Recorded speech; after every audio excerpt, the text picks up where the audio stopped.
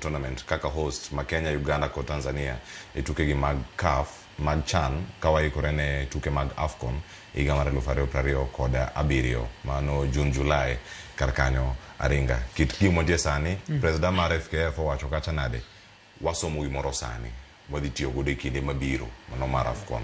Bende wasomo wane class makare e kinde mowantie. Wane class makare, wane platform maber. Osebet ka nitie a little bit of disrespect from West Africans gi North Africans nikech East Africans okwa timu kama maber e AFCON. Koro kane ji obiro tournament ni kata ka en pamoja timbe gono paro ni oyom nikech okwa timu kama maber.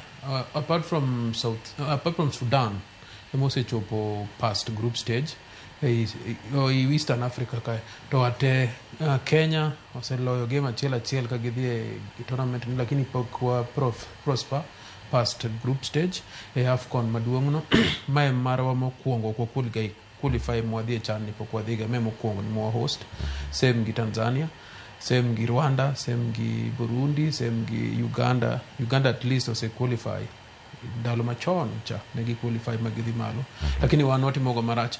Tanzania pok oloyo kata game achiel e AFCON.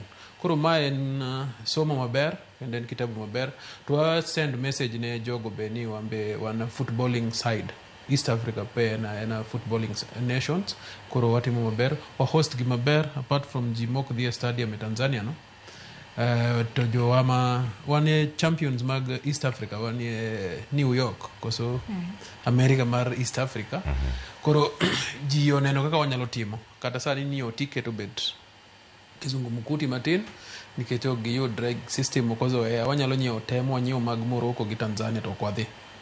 Koro wangiso Africa ni wanyalo tugo mpira to wangiso I think English Premier League kod Europe ni there is talent side ni. Koro ka watieko gini maber aparno ranking wabro idho malo wanyalo bet past wanyalo bet below 100 makoro uso player Europe bro bet mayom bro bet a lot of monegi card nikech one above 100 koro on below 100 bro bet easier koro na good market mo one proud kum host gini nane wacho ni mondo mi orang beten igom